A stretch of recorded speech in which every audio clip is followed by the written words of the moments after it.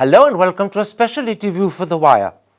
I'm not easily impressed. I have eclectic taste which changes frequently, and as a result, I often don't know what I like. So it's not every day that I find a book compelling. But here's one that very definitely is. It's called Born a Muslim, Some Truths About Islam in India. And it raises a critical question that's been waiting to be asked for a very long time. What is it like to be a Muslim in India? And I warn you, the answer is not just honest, it's frequently distressing. But there are other reasons why I would recommend this book as well. It's partly autobiographical, it's often anecdotal, it's frequently analytical, and it's full of interesting research and illuminating history. And that means it's a jolly good read. And its author, Ghazala Wahab, is my guest today. Ghazala Wahab, your book starts with a dramatic but even hair-raising account of a riot in Agra in the wake of L.K. Advani's Rath Yatra of 1990 when a mob attacked your home. At the time you were barely 19. I read that account, riveted but horrified. Why don't you start by telling the audience what happened? This happened in November 1990, and before the actual attack happened, our neighbors were coming in for warning my father. They anticipated something like this would happen.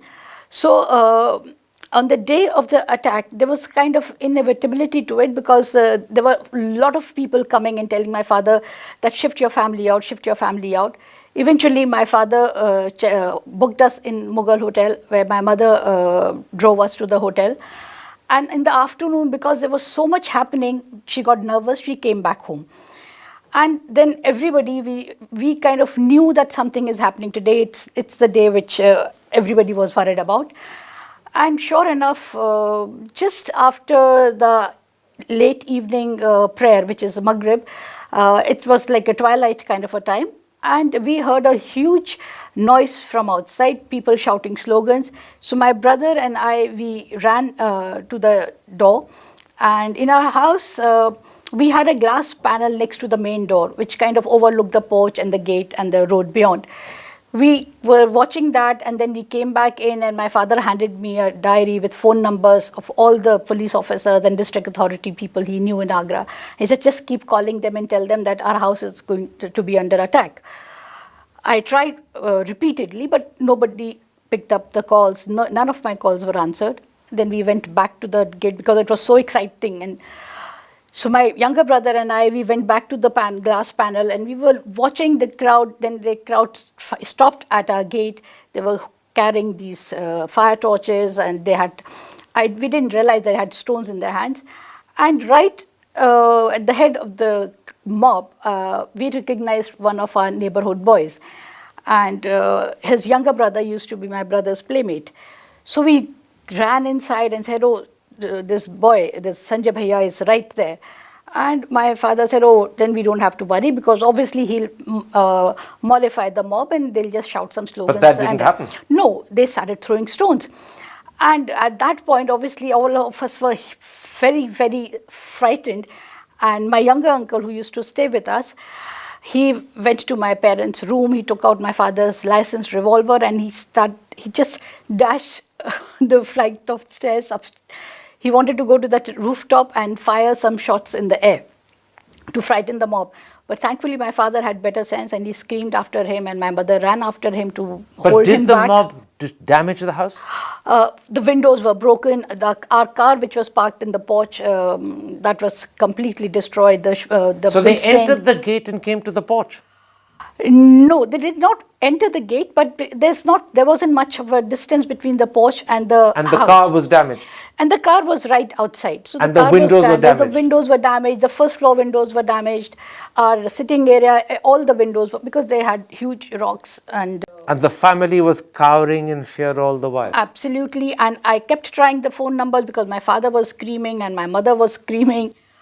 And no one came to help you? No, and no calls were answered. No policeman at all? No. How long did this stoning last? Probably 15-20 minutes. 15-20 minutes of sheer hell? But, it looks 15-20 minutes doesn't sound much now. But at that point, you have no clue what the mob can do. But absolutely no one responded. You rang all the police people you knew, but no one came? Nobody. So you were on your own, at the mercy of the mob. Mob. This dreadful experience turned into a terrible personal predicament for your father.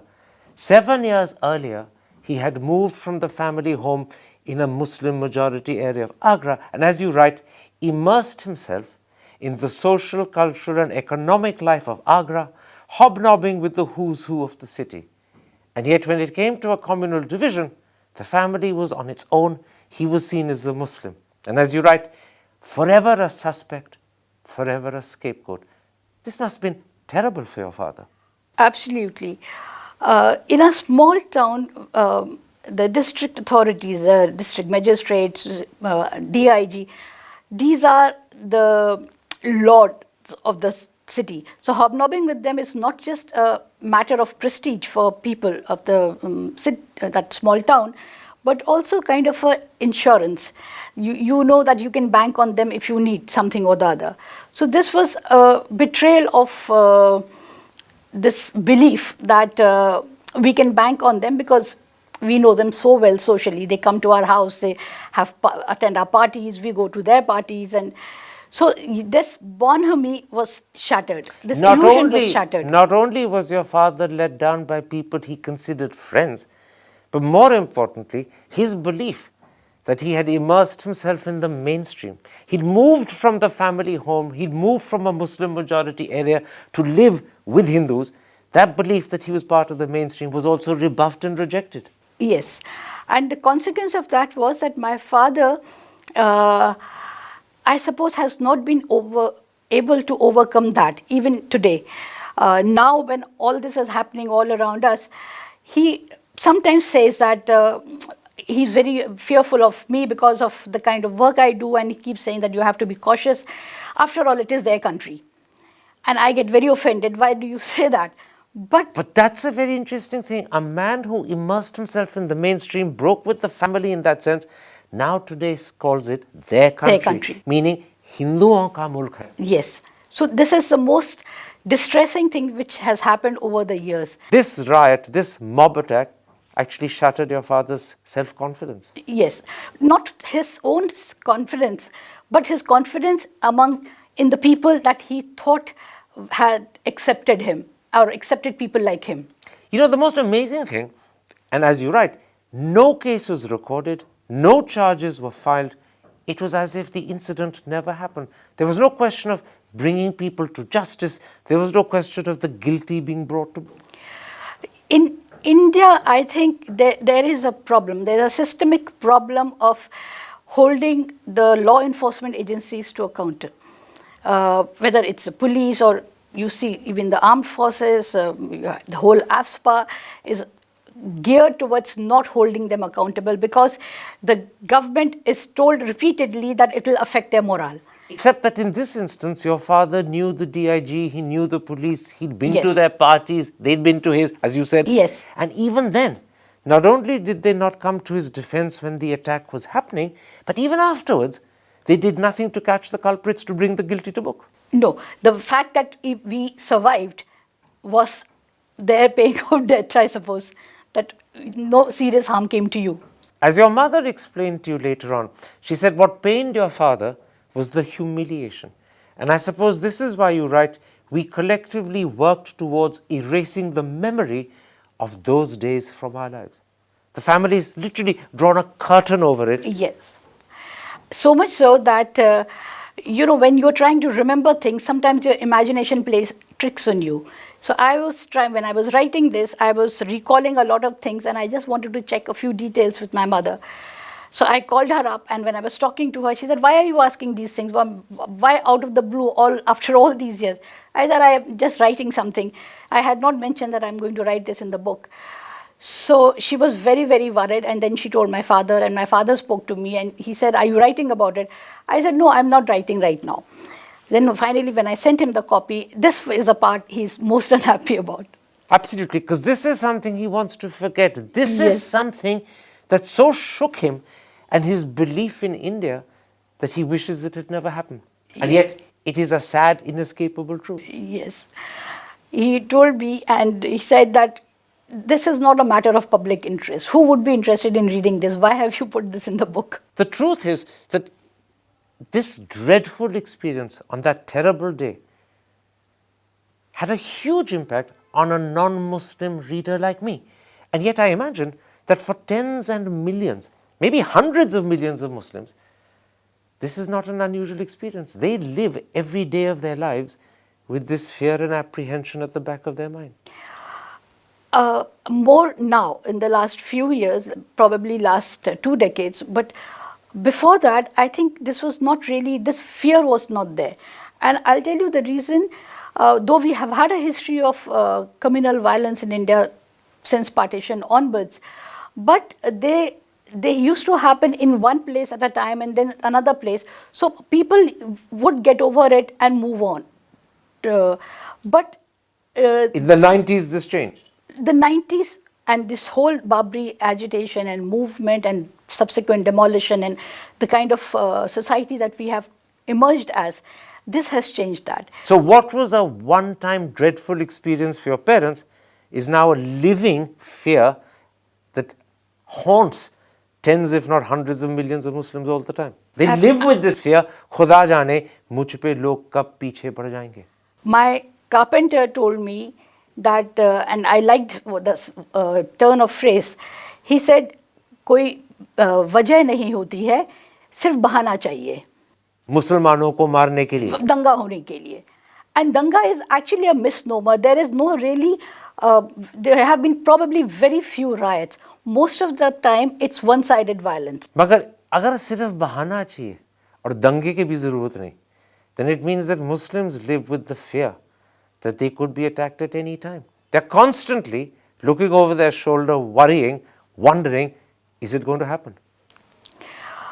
A certain section of Muslims, and I think here it's uncomfortable to talk about this, primarily because we believe that Muslims are a classless society. But the most vulnerable part are the people who are from the lower class, which is like the working class, the carpenters, the painters, the farmers, the laborers. These are also people with least contact, least influence, and least able to defend and protect themselves. Absolutely. And so the more poor you are and the more unprotected you are, the more vulnerable and the more scared. Absolutely. Let's at this point broaden our discussion. You say in your introduction, and I'm quoting you, when I started to write this book, I wanted to address fellow Muslims and tell them that they needed to look beyond the mullahs and embrace modernity. But the more you researched and found out just how vulnerable Muslims in India are and how extremely fearful they are, a different issue presented itself to you.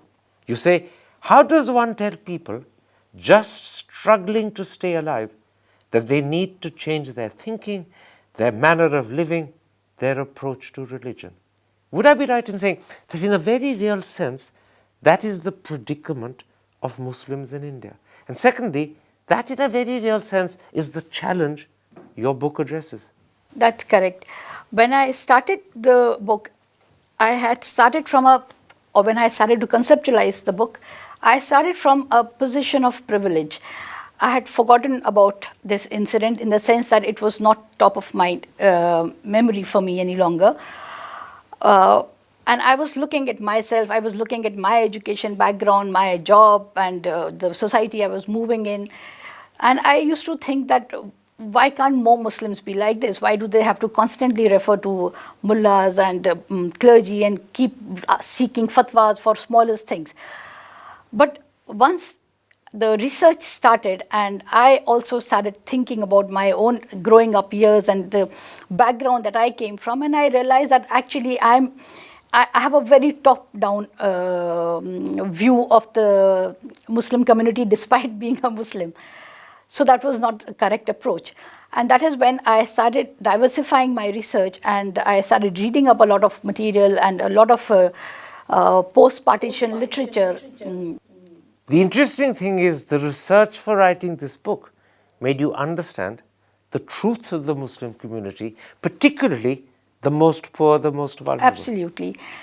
And this is where you said to yourself, how do you tell people to change their thinking, their manner of living, their approach to religion, when they're just struggling to stay alive? I used to be judgmental about places like Okhla, And I used to think, why do they live like this? But the point is, they have no choice. This is something I had not imagined in living in my cocoon or wherever what I was doing. So this was a bit of a shocker that actually the worst thing that has afflicted the Muslims today in India is lack of choice. They, whether it's education, employment, or accommodation, they do not, even if they have the resources, they do not have the luxury of choosing what they want. In fact, you're particularly telling in your book when you describe what you call the condition of Muslims today. You say, and I'm quoting you, that they're caught in a pincer grip that has two prongs. The external prong is what you call the discrimination they face at the hands of lawmaking and law enforcing agencies. Describe what that does to them. See, the biggest impact it has is psychological. Because if you are constantly living with this pervasive insecurity, it's not just insecurity about life, it is insecurity about whether you will be framed wrongly in a case of terrorism, or whether suddenly your livelihood would be affected because the government policy has changed overnight without factoring in your employment options or possibilities. See, if you, I have mentioned about this in the book, both Professor Amitabh Kundu, who conducted the post-Sachar evaluation committee, as well as Justice Sachar, they both mentioned that majority of Muslims in India are self-employed. Now, within this self-employment, a large number is employed in what we call cattle trade, whether it's trade in cattle because of meat or it's because of leather. That is where a large number of North Indian Muslims are employed, whether downstream industries of leather processing, skin processing, or stuff like that, or shoe manufacturing, as my family was in or is still in, or meat industry. And so when Yogi Adityanath launches his campaign against cattle skin, cattle trading, these Muslims become the most vulnerable and they become fearful. They become unemployed. So that's a direct assault on their employment. They have very few options of getting into organized mainstream employment sector. But you make one further point as well. You say because they are discriminated against by lawmaking and law enforcing agencies, it forces them to seek security in their own numbers. And that means they're forced to live in ghettos, they're forced to live at the periphery of the mainstream. In other words, this behavior by law enforcing agencies pushes Muslims further and further to the periphery. Absolutely. But even this periphery does not give them security. If you see what happens in places like Juhupara in Ahmedabad or in Mumbara, if the law agency are pushed by their superiors to prevent a scapegoat or a suspect, it's like they have a ready-made stock there. So they just go pick up some boy and present him as a terrorist. Absolutely. Muslims become easy to pick because no one wants to defend Yes. them. But there's another consequence, you say, of living in ghettos. They live in ghettos because that's where they get security. Their security comes from the fact that only they can protect themselves. But the consequence is they have no choice in terms of accommodation, no choice in terms of education, no choice in terms of profession. These essentials are very limited for them. Absolutely. And this means also, you say, that equal opportunity and justice becomes just concepts for them, not a reality. They're not even issues which they would consider, because their primary focus is always on some sort of a skill development, some kind of employment, so they can feed themselves and their families. The second prong of this pincer, you say, is an internal one. It consists of illiteracy, poverty, and what you boldly call the disproportionate influence of mullahs. What impact does this have on Muslims? See, anybody who's insecure, irrespective of religion, tends to turn towards religion, because religion kind of gives you that succor, it gives you that assurance that, okay, things can get better. So Muslims have, because of this history, post-partition history in India, and the profile of their community now, because all the majority of educated Muslims or upwardly mobile Muslims had shifted to Pakistan. So this profile ensured that they were more and more veering towards the religious leadership, the clergy, for advice, for counseling, and also for assurance that Allah will take care of you. So mullahs and the clergy ended up having a dominant influence on them. Absolutely. But you say one other thing.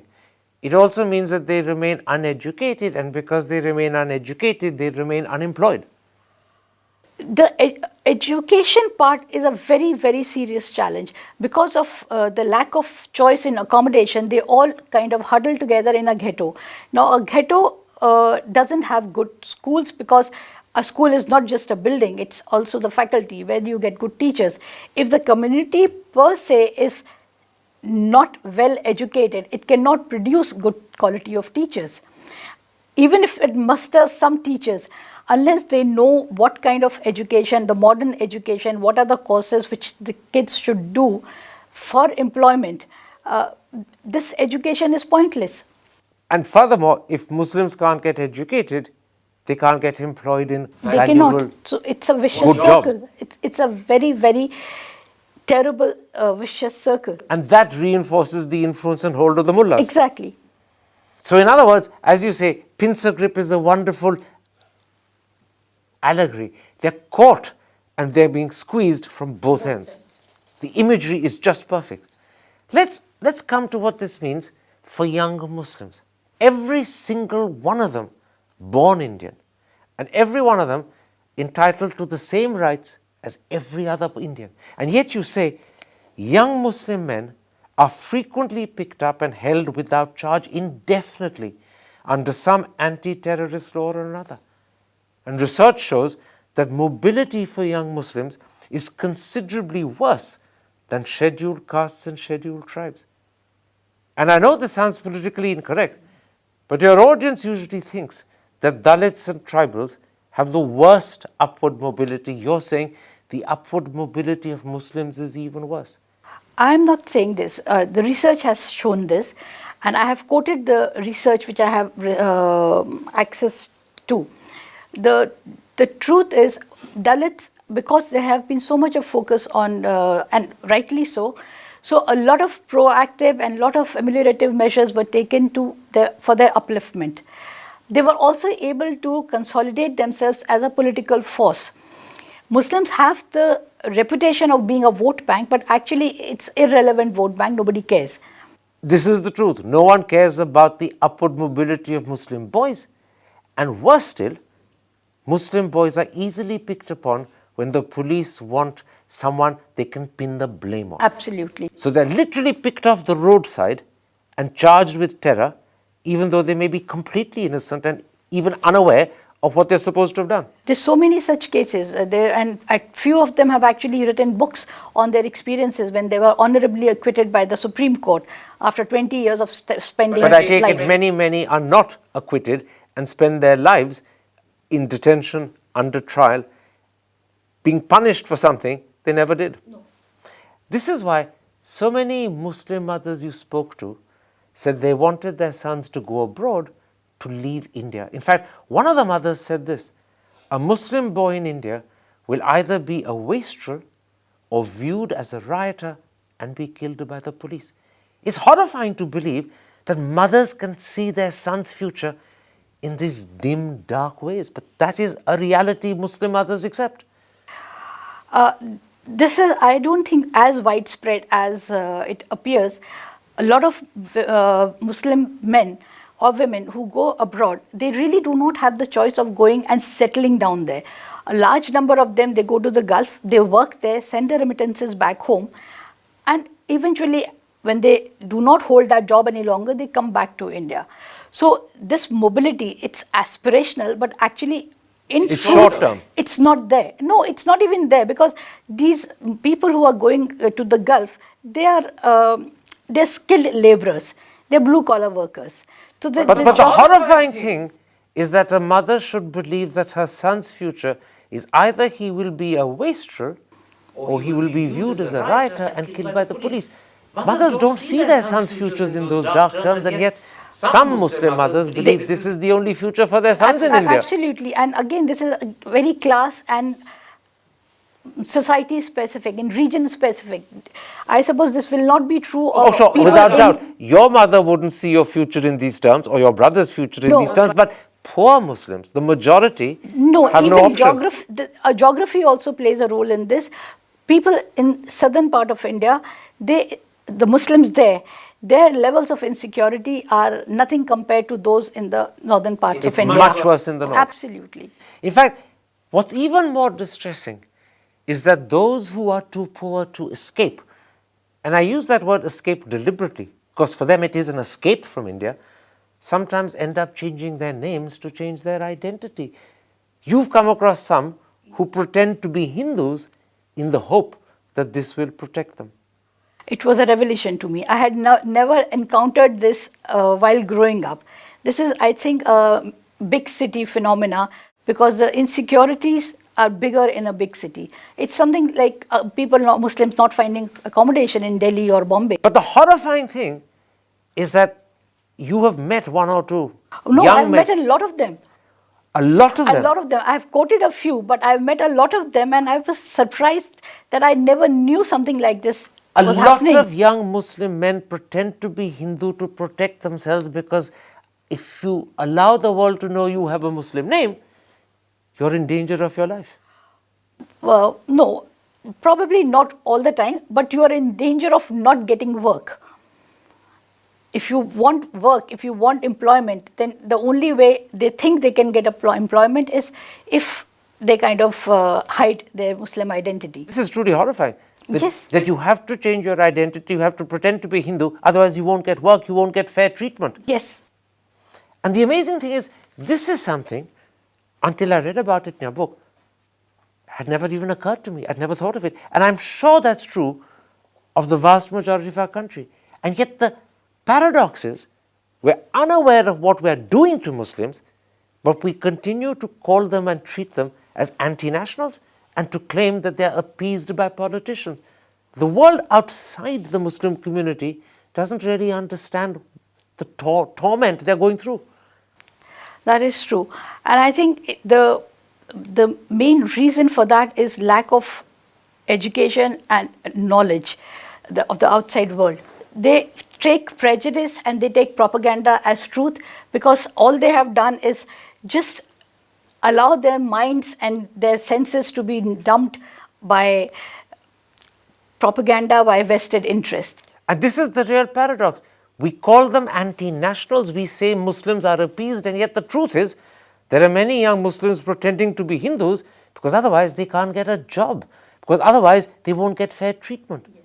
So far from being appeased, far from being anti-nationals, we're denying them a fair, just life.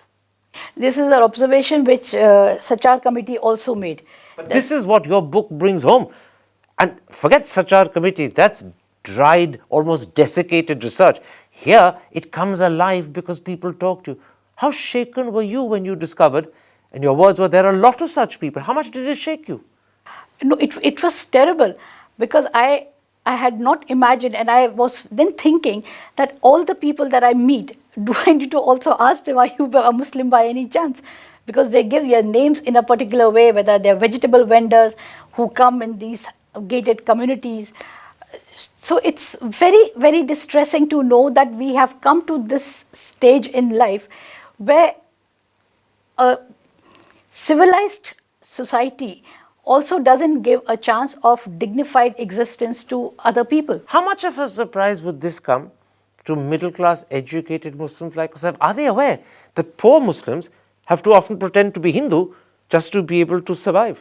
A lot of Muslims know. In fact, a lot know. They know. A lot of Muslims, I have quoted in my book, they have mentioned this to me about their own street vendors, about their own vegetable vendor who comes there, or carpenter who comes there. So this is something middle class and rich Muslims know about, but haven't done very much about and haven't written about. You're the first to expose it. That is the most unfortunate part. Even in the course of research of this book, a lot of Muslims, when I told them that I'll be quoting them, they did not want to be part of a book like this. They told me, "Why are you writing about Muslims? You know, it's waste of time. You You'll talk bring about the Dalits." wrath of Hindus on us, don't do it. No, and they said, "Talk about Dalits." In other words, what Muslims are saying to you, leave us in the shadow, leave us in the dark, at least we are safe. Yeah. Shine the light on us, and who knows what repercussions we may face. Yes. This is harrowing, completely harrowing. But there is another aspect to what I call the Muslim story. In a sense, it's the flip side. And you write about it in your book equally forthrightly. It's the predicament of moderate Muslims. You say, on the one hand, conservative or devout Muslims disparage them. On the other hand, Hindus suspect them. So these moderate Muslims are not just caught between two worlds, they're actually torn between two worlds. See, moderation is a lifestyle, it's not an ideology.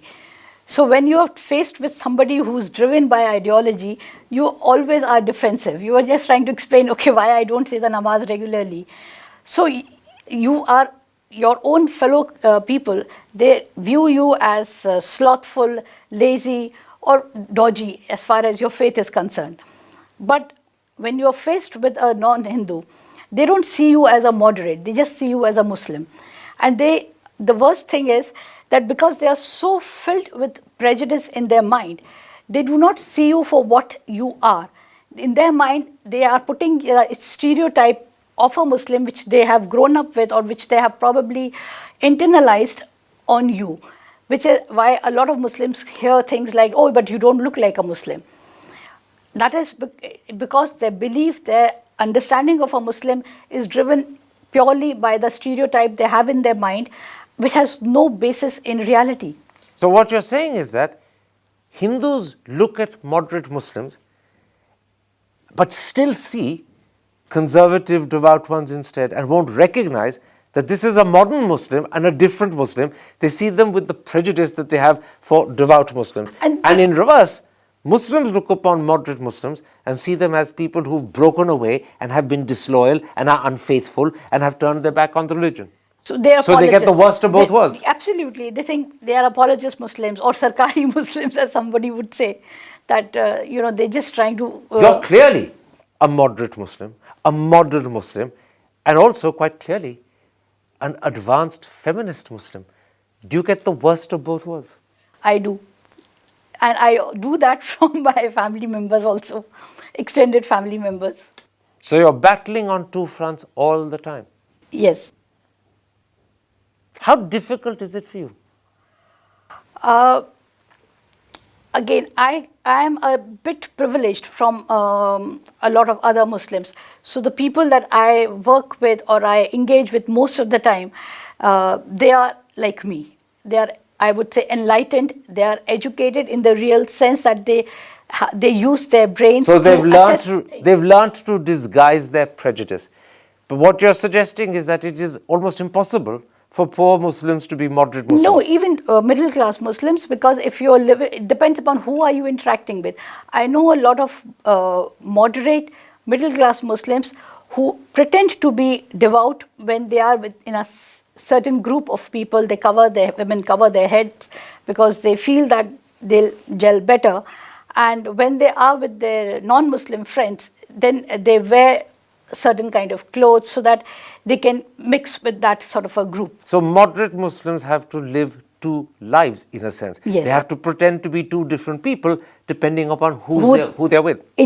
Who they're engaging with at that point. We're coming to the end of this interview, Ghazala. I want to put to you two questions that in fact you have raised yourself in your book. The first is, what does it mean to be a Muslim in India? I know your whole book is about that. I know our whole discussion is about that. But give me a simple answer. What does it mean to be a Muslim in India? In today's India, it's a balancing act that a Muslim is having to do. A Muslim has to worry about survival. He has or she has to worry about moving forward in life, which is upward mobility. As I have mentioned in the book, the upward mobility or intergenerational upward mobility is very, very poor in a Muslim. If your father was doing certain things in life, you are likely to only do that and not move forward. So this jump is very, very difficult for a Muslim. The other terrible thing that is happening today is that even qualified Muslims find it very difficult to get absorbed in mainstream organized work sector. So they have to, they most of the time are underemployed in jobs which are much, much below their education level or what their education would have told them they would achieve, or you know, there's a huge gap between their aspirations and what they manage to achieve. So if life is a struggle, if you're a Muslim, the struggle is greater. Yes, it's huge compared to anybody else in the country. And the poorer you are, the less influential you are as a Muslim, the more difficult the struggle. Yes, and it is compounded by the fact that you are not getting a fair treatment by the government, you're not getting the fair treatment by law makers or the law enforcement agencies, that you are always looked at with suspicion. So you have to work doubly hard to ensure that you do not attract any suspicion or any negative attention to yourselves. How much worse has it become during the last 6 years under Modi? It's become very bad. And the reason I say that is the fear of communal violence had always been there. But now there is so much of discord, a permanent state of fear that you don't know what can happen.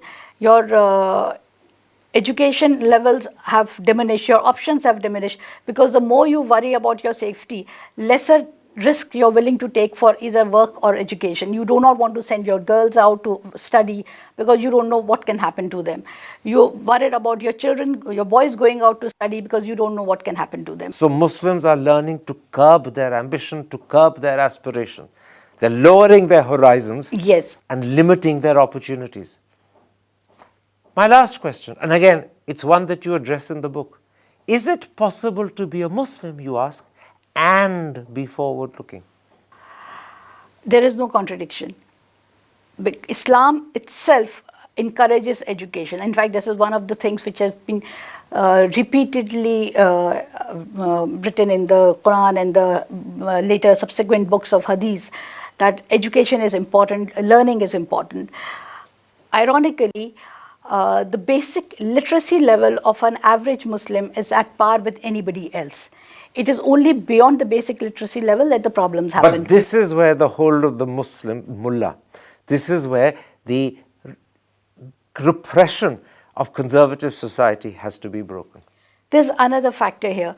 See, forward-looking is a luxury which you can have if you are comfortable in your present state, if you are confident and secure in your present state.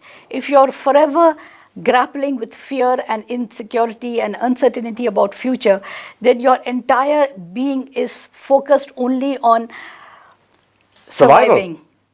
Yes. This is what I described earlier when I quoted from your introduction, the predicament of Muslims in India. And as you said, this is the challenge you faced when you wrote your book. I have to tell you, from my point of view, you've succeeded in fulfilling that challenge admirably. The one thing your book brings home to every single reader is the terrible predicament of a society and people that want to break free, but either others won't let them, or their own mullahs won't let them, and worse still, the way they are viewed by others won't let them. Ghazala, I hope your book is very widely read, and I hope in particular the government sits down and reads it. Thank you very so much for having me. Take care, stay safe.